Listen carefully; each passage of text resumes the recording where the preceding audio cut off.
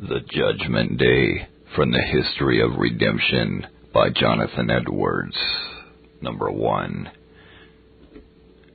Christ will appear in the glory of his Father with all his holy angels coming in the clouds of heaven. When the world is thus reveling in their wickedness, encompassing the holy city just ready to destroy it, then shall the glorious Redeemer make his appearance. He through whom this redemption has all along been carried on shall appear in the sight of the world. The light of his glory shall break forth. The whole world shall immediately have notice of it, and they shall lift up their eyes and behold this wonderful sight. Every eye shall see him. Revelations 1 verse 7. Christ shall appear coming in his human nature in that same body now glorified, which was brought forth in a stable and laid in a manger, which afterwards was so cruelly used and nailed to the cross. Men shall now lift up their eyes and see him, coming in such majesty and glory as now is to us utterly inconceivable. The glory of the sun in the clear firmament will be but darkness in comparison of it.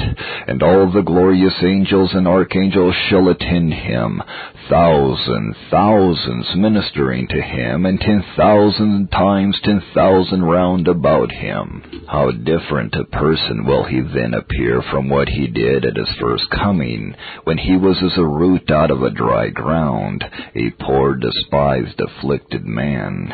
How different now is his appearance in the midst of those glorious angels, principalities and powers in heavenly places, attending him as his ordinary servants, from what it was when in the midst of a ring of soldiers, with his mock robe and his crown of thorns, buffeted and spit upon, or hanging on the cross between two thieves, with a multitude of his enemies triumphing over him. This will be a most unexpected sight to the wicked world. It will come as a cry at midnight. They shall be taken in the midst of their wickedness, and it will give them a dreadful alarm. It will at once break up their revels, their eating and drinking and carousing. It will put a quick end to the design of the great army that will then be compassing the camp of the saints. It will make them let drop their weapons out of their hands. The world, which will then be very full of people, most of whom will be wicked men, will then be filled with dolorous shrieking and crying, for all the kindreds of the earth shall wail because of him. Revelations 1 verse 7. And where shall they hide themselves? How will the sight of that awful majesty terrify them, when taken in the midst of their wickedness? Then they shall see who he is, what kind of a person he is, whom they have mocked and scoffed at, and whose church they have been endeavoring to overthrow. The sight will change their voice, the voice of their laughter and singing while they are marrying and giving in marriage, and the voice of their scoffing shall be changed into hideous, hellish yelling. Their countenances shall be changed from a show of carnal mirth, haughty pride, and contempt of God's people. They shall put on ghastly terror and amazement, and trembling and chattering of teeth shall seize upon them. But with respect to the saints, it shall be a joyful and most glorious sight to them. For this sight will at once deliver them from all fear of their enemies, who were before compassing them about, just ready to swallow them up. Deliverance shall come in their extremity. The glorious captain of their salvation shall appear for them at a time when no other help appeared. Then shall they lift up their heads, and their redemption shall be drawing nigh. Luke 21 verse 28. Christ will appear with infinite majesty, yet at the same time shall they see infinite love in his countenance. And thus to see their Redeemer coming in the clouds of heaven will fill their hearts full of gladness. Their countenances will also be changed, not as the countenances of the wicked, but from being sorrowful to be exceedingly joyful and triumphant. And now the work of redemption will be finished in another sense. that the whole church shall be completely and eternally freed from all persecution and molestation from wicked men and devils. Section 2. The last trumpet shall sound, and the dead shall be raised, and the living changed. God sent forth his angels with a great sound of a trumpet to gather together his elect from the four corners of the earth in a mystical sense before the destruction of Jerusalem. In other words, he sent forth the apostles and others to preach the gospel all over the world. And so, in a mystical sense, the great trumpet was blown at the beginning of the glorious times of the church. But now the great trumpet is blown in a more literal sense, with a mighty sound which shakes the earth. There will be a great signal given by a mighty sound made, which is called the voice of the archangel, as being the angel of greatest strength. 1 Thessalonians 4:16. For the Lord himself shall descend from heaven with a shout, with the voice of the archangel, and with a trump of God. On the sound of the great trumpet, the dead shall be raised everywhere. Now the number of the dead is very great. How many has death cut down since the world has stood? But then the number will be much greater. The world shall have stood longer, and through most of the remaining time it will doubtless be much fuller of inhabitants than ever it has been. All these shall now rise from the dead. The grave shall be opened in all parts of the world, and the sea shall give up the innumerable dead that are in it. Revelations 20, verse 13. And now all the inhabitants that ever shall have been upon the face of the earth shall all appear upon earth at once. Among these will be Adam and Eve, the first parents of mankind, Abel and Seth and Methuselah, and all the saints which were their contemporaries, Noah and Abraham, Isaac and Jacob, the prophets of Israel, and holy confessors. Among them will appear all the holy apostles of Jesus Christ and all the saints of their times, all the holy martyrs who fell under furious persecutions.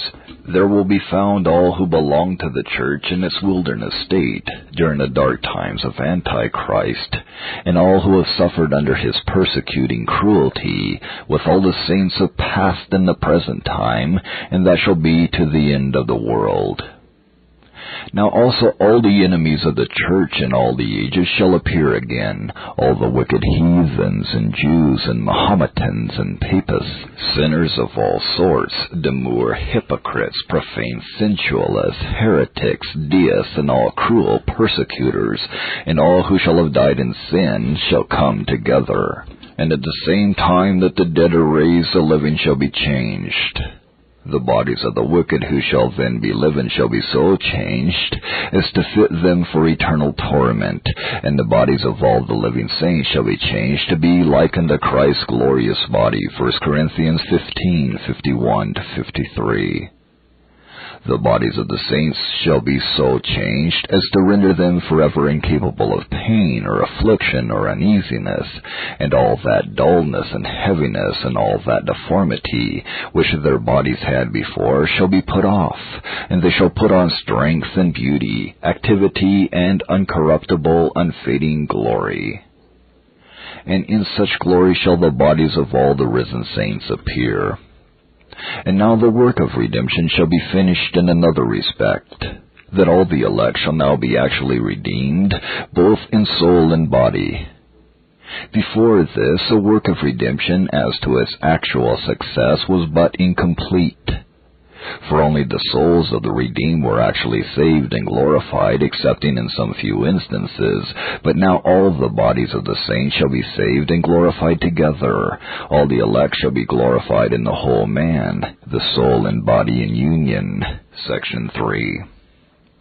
Now shall the saints be caught up in the clouds to meet the Lord in the air, and all wicked men and devils shall be arraigned before the judgment seat.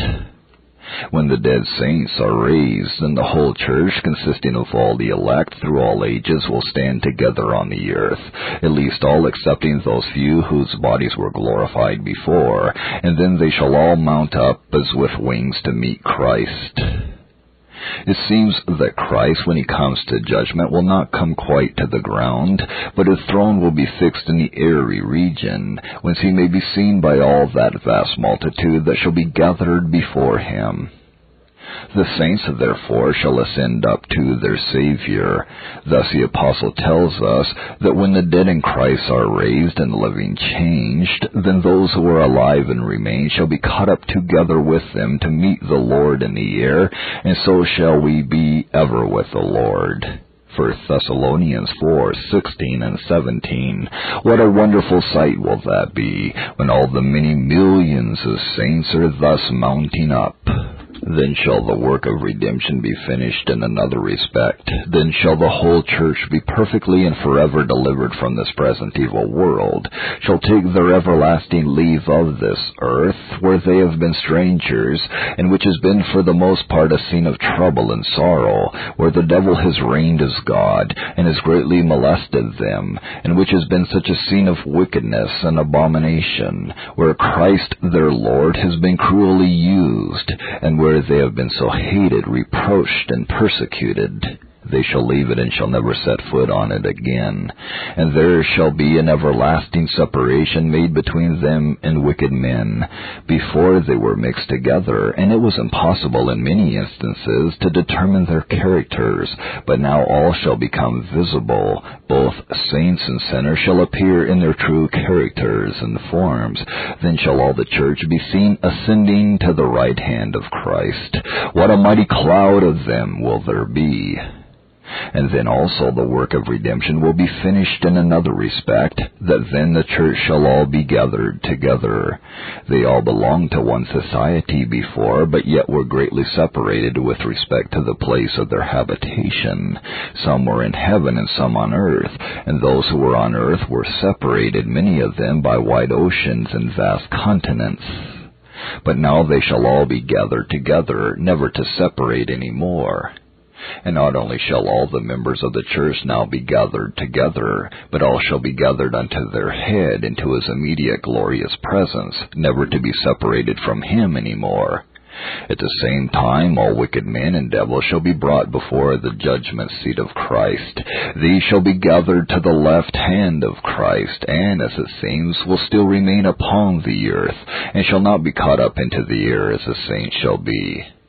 The devil, that old serpent, shall now be dragged up out of hell, he that first procured the fall and misery of mankind, and has so set himself against their redemption, and has all along shown himself such an inveterate enemy to their Redeemer, shall never more have anything to do with the church of God, nor be suffered in the least to afflict or molest any member of it forever. Instead of that, now he must be judged and receive the due reward of his deeds. Now has come the time which he has always dreaded, the time wherein he must be judged and receive his full punishment. He who by his temptation maliciously procured Christ's crucifixion, and triumphed as though he had obtained a victory, even he shall see the consequences of that death which he procured.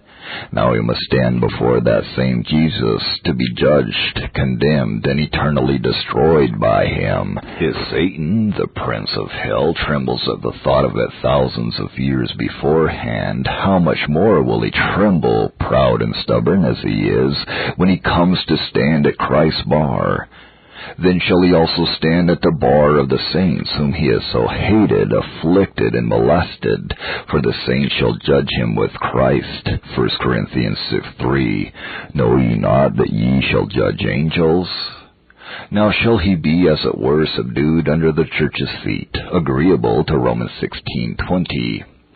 Satan, when he first tempted our first parents to sin, deceitfully and lyingly told them that they should be as gods, but little did he think that they should indeed be so far as gods, as to be assessors with God to judge him.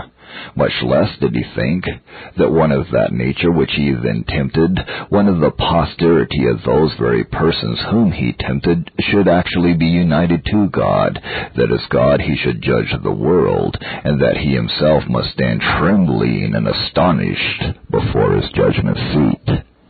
But thus all the devils in hell, who have so opposed Christ and his kingdom, shall now at last stand in utmost amazement and horror before Christ and his church, who shall appear to condemn them. Now also shall all Christ's other enemies be brought to appear before him. Now shall proud scribes and Pharisees, who had such a malignant hatred of Christ while in a state of humiliation, and who persecuted him to death, be made to come. Now those before whose judgment seat Christ once stood as a malefactor at their bar, and those who mocked him, buffeted him, and spit in his face, shall see Christ in his glory, is forewarned. Matthew 26:64 and 65. Then Christ was before their judgment seat, but now it is their turn to stand before his judgment seat, with inconceivable horror and amazement, with ghastly countenances, quaking limbs, chattering teeth, and knees smiting one against another. Now also all the cruel enemies and persecutors of the church that have been in all ages shall come in sight together, Pharaoh and the Egyptians, Antiochus Epiphanes, the malignant scribes and Pharisees, the persecuting heathen emperors, Julian the apostate, the cruel persecuting popes and papists, Gog and Magog, shall all appear at once before the judgment seat of Christ. They and the saints who have in every age been persecuted by them shall come in sight, and must now confront one another before the great judge. And now shall the saints on their glorious thrones be made the judges of those unjust kings and rulers who before judged and condemned them, and put them to cruel death. Now shall those persecutors behold the glory to which they are arrived, whom they before so cruelly despised and so cruelly treated. Thus wonderfully will the face of things be altered. Now will all things be coming to rights. Section 4. The righteousness of the church shall be manifested, and all the wickedness of their enemies shall be brought to light. Those saints who had been the objects of hatred, reproach, and contempt in the world, reviled and condemned by their persecutors without a cause, shall now be fully vindicated. They shall now appear clothed with the glorious robe of Christ's righteousness. It shall be most manifest before the world that Christ's righteousness is theirs, and they shall gloriously shine forth in it.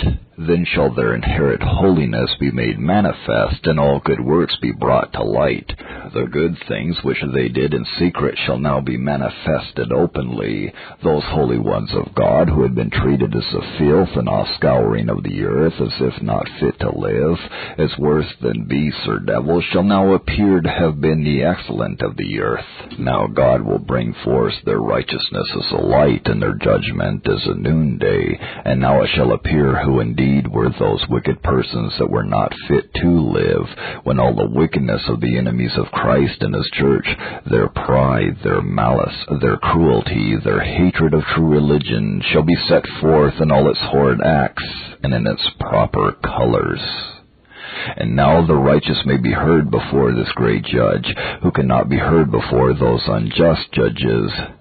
Now they shall declare their cause, and rise up in judgment against their persecutors, and shall declare how they have been treated by them. And now all the wickedness of the wicked shall be brought to light, even all their secret wickedness, and their very hearts shall be open to view, and as it were turned inside out before the bright light of the great day. Things which have been spoken in the ear, in the closet, and done in the dark, shall be manifested in the light, and proclaimed before angels and men. Section 5. The sentence shall be pronounced on the righteous and the wicked. Christ, the glorious judge, shall pass that blessed sentence on the church at his right hand. Come, ye blessed of my Father, inherit the kingdom prepared for you from the foundation of the world. This sentence shall be pronounced with infinite love, and the voice will cause every heart to flow with joy. Thus Christ shall pronounce a sentence of justification on millions who before had a sentence of condemnation passed upon them by their persecuting rulers. He will thus put honor upon those who have been before despised. He will own them for his, and will put a crown of glory upon their heads before the world. And then shall they shine forth as the sun, with Jesus Christ in glory and joy, in the sight of all their enemies. And then shall the sentence of condemnation be passed on the wicked. Depart, ye cursed, into everlasting fire, prepared for the devil and his angels. Thus shall the church's enemies be condemned, in which sentence of condemnation the holy martyrs who have suffered from them shall concur. When the words of the sentence are pronounced, they will strike every heart of those at the left hand with inconceivable horror and amazement. Every syllable of it will be more terrible than streams of lightning through their hearts. What horrible shrieking, quaking, gnashing of teeth, distortions of countenance, hideous looks, hideous actions, and hideous voices will be seen through all that vast throng. Section 6. Upon this, Christ and all the saints and all the holy angels ministering to them shall leave this lower world and ascend towards the highest heavens. Christ shall ascend in as great glory as he descended, and in some respects greater, for now he shall ascend with his elect church with him, glorified in body and soul. Christ's first ascension to heaven soon after his own resurrection was very glorious, but this his second ascension with his mystical body, his whole church, shall be far more glorious. The redeemed church shall all ascend with him in a most joyful and triumphant manner, and all their enemies and persecutors, who shall be left behind to be consumed, shall see the sight and hear their songs. And thus Christ's church shall forever leave this accursed world, to go into the highest heavens, the paradise of God, the kingdom prepared for them from the foundation of the world. Section 7. When they are gone, this world shall be set on fire, and be turned into a great furnace, wherein all the enemies of Christ and his church shall be tormented forever and ever. This is manifest by 2 Peter 3:7. But the heavens and the earth which are now, by the same word, are kept in store, reserved unto fire against the day of judgment and perdition of ungodly men. When Christ and his church are ascended to a distance from this world, that miserable company of the wicked being left behind to have their sentence executed upon them here, then this lower world shall be set on fire, either from heaven or by fire breaking out of the bowels of the earth, or both, as it was with water in the time of the deluge.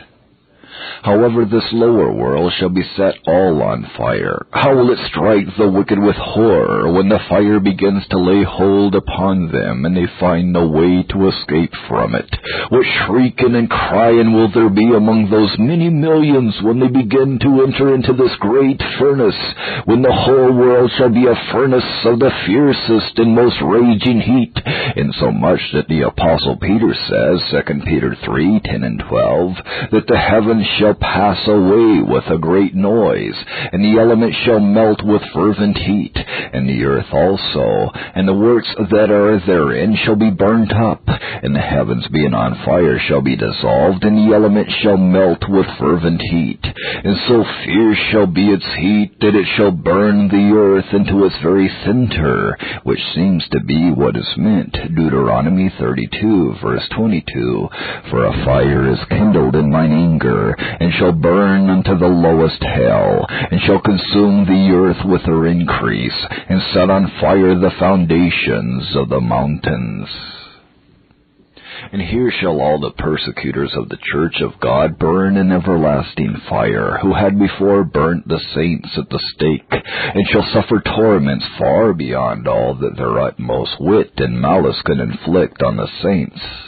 And here the bodies of all the wicked shall burn, and be tormented to all eternity, and never be consumed, and the wrath of God shall be poured out on their souls.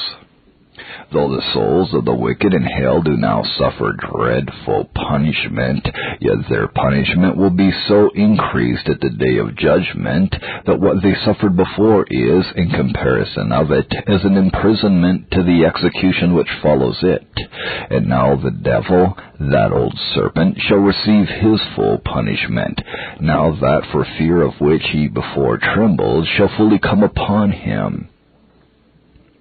This world, which formerly used to be the place of his kingdom, where he set up himself as God, shall now be the place of his complete punishment, of full and everlasting torment.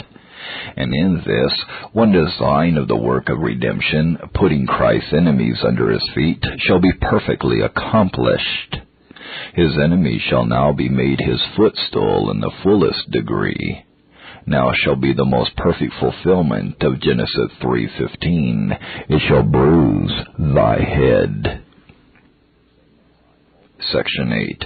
At the same time, all the church shall enter with Christ, their glorious Lord, into the highest heavens, and shall enter on the state of their highest and eternal blessedness and glory, while the lower world, which they have left under their feet, is seized with the fire of God's vengeance, and flames are kindling upon it, and the wicked are entering into everlasting fire.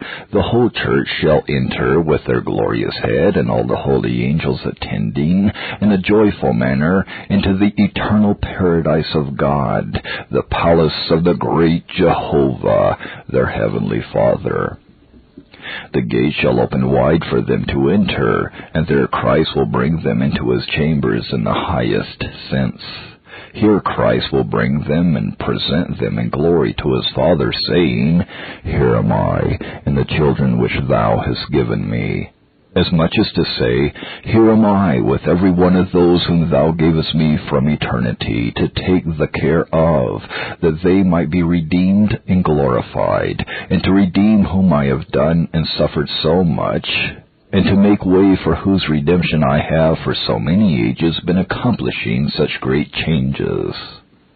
Here they are now perfectly redeemed in body and soul. I have delivered them from all the ill fruits of the fall, and freed them from all their enemies. I have brought them all together into one glorious society, and united them all in myself. I have openly justified them before all angels and men, and here I have brought them all away from that accursed world where they have suffered so much, and have brought them before thy throne. I have done all that for them which thou hast appointed me. I have perfectly cleansed them in my blood, and here they are in perfect holiness, shining with thy perfect image. And then the Father will accept of them, own them all for his children, and welcome them to the eternal and perfect inheritance and glory of his house, and will on this occasion give more glorious manifestations of his love than ever before, and will admit them to a more full and perfect enjoyment of himself. Now shall be the marriage of the Lamb in the most perfect sense. The commencement of the glorious times of the church on earth after the fall of Antichrist is represented as a marriage of the Lamb. But after this we read of another marriage of the Lamb at the close of the day of judgment.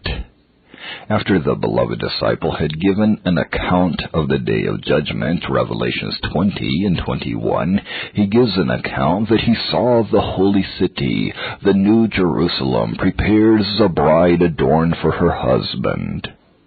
Christ shall bring his church into his Father's house in heaven as his bride, without spot or wrinkle or any such thing.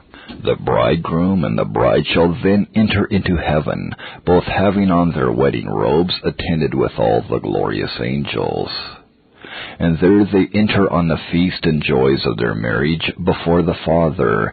They shall then begin an everlasting wedding day. This shall be the day of the gladness of Christ's heart, wherein he will greatly rejoice, and all the saints shall rejoice with him.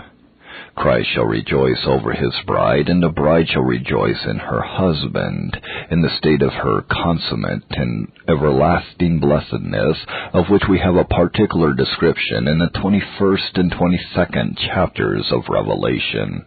But now all Christ's enemies will be perfectly put under his feet, and he shall have his most perfect triumph over sin and Satan, and all his instruments, and death and hell. Now shall all the promises made to Christ by God the Father before the foundation of the world, the promises of the covenant of redemption, be fully accomplished. Christ shall now perfectly have obtained the joy set before him, for which he undertook those great sufferings in the state of humiliation. We may learn how happy a society the Church of Christ is. For all this great work is for them. Christ undertook it for their sakes, and for their sakes he carries it on. It is because he has loved them with an everlasting love. For their sakes he overturns states and kingdoms. For their sakes he shakes heaven and earth. He gives men for them, and people for their life. Since they have been precious in God's sight, they have been honorable, and therefore he first gives the blood of his own Son, and then gives the blood of all their enemies, many thousands and millions, all nations that stand in their way, as a sacrifice to their good.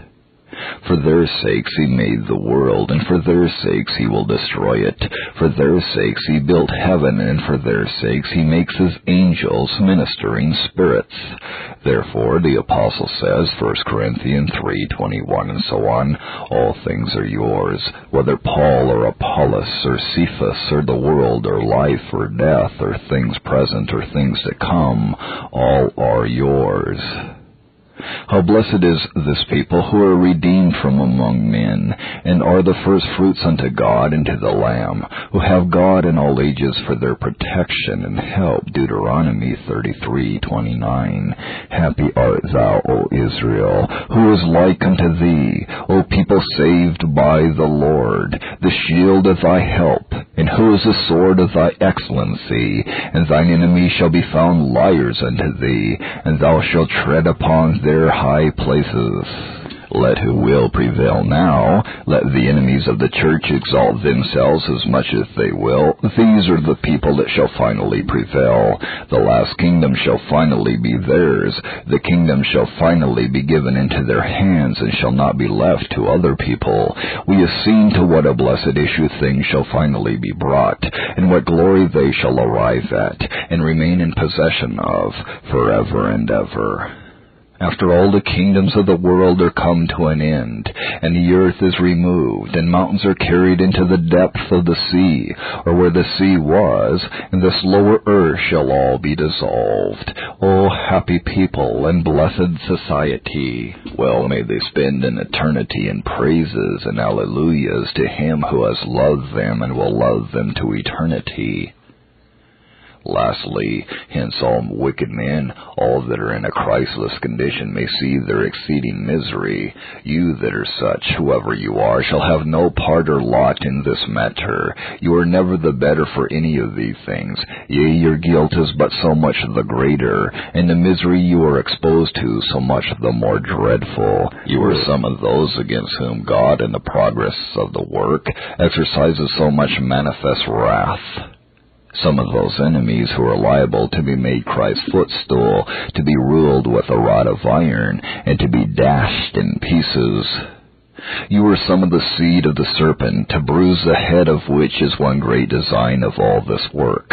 Whatever glorious things God accomplishes for his church, they will not be glorious to you. The most glorious times of the church are always the most dismal to the wicked and impenitent. Isaiah 66 verse 14. And so we find, wherever glorious things are foretold concerning the church, their terrible things are foretold concerning the wicked, its enemies. So whatever has been in remarkable deliverances wrought for the church, there has been also a remarkable execution of wrath on its enemies. When God delivered the children of Israel out of Egypt, at the same time he remarkably poured out his wrath on Pharaoh and the Egyptians. When he brought them into Canaan by Joshua and gave them that good land, he remarkably executed wrath upon the Canaanites. When they were delivered out of their Babylonish captivity, signal vengeance was inflicted on the Babylonians.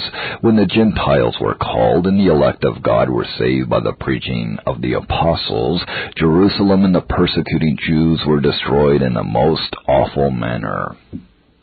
I might observe the same concerning the glory accomplished to the church in the days of Constantine, at the overthrow of Satan's visible kingdom and the downfall of Antichrist, and at the day of judgment. In all these instances, and especially in the last, there have been or will be exhibited most awful tokens of the divine wrath against the wicked. God will indeed make use of you in this affair, but it will be for the glory of His justice and not of His mercy.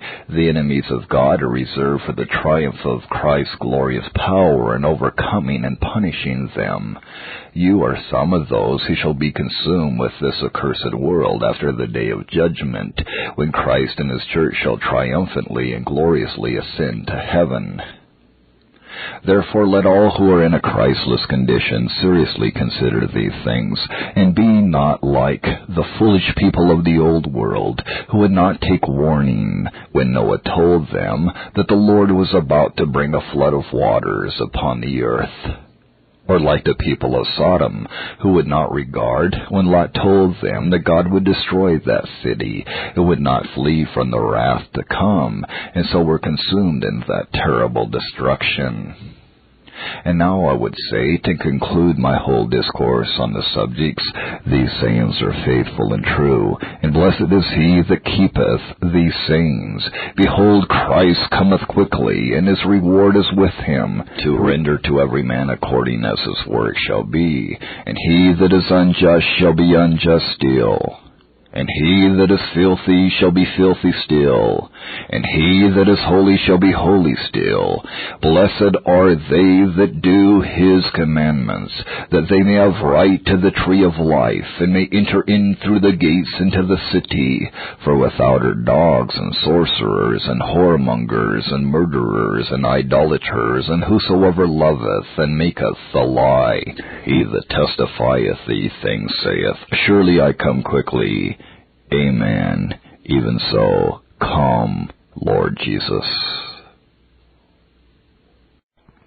This Reformation audio track is a production of Stillwater's Revival Books. SWRB makes thousands of classic Reformation resources available, free and for sale, in audio, video, and printed formats.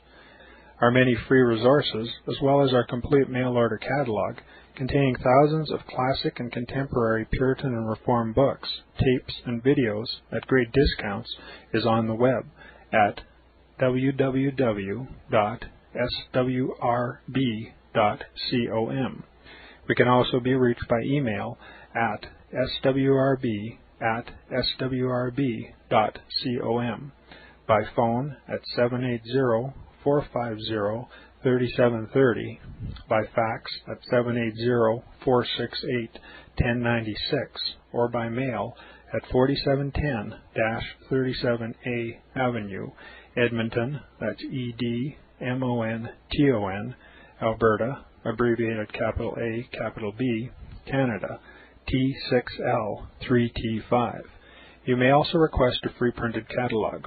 And remember that John Calvin, in defending the Reformation's regulative principle of worship, or what is sometimes called the scriptural law of worship, commenting on the words of God, which I commanded them not, neither came into my heart, from his commentary on Jeremiah 7:31, writes, God here cuts off from men every occasion for making evasions, since he condemns by this one phrase, I have not commanded them, whatever the Jews devised.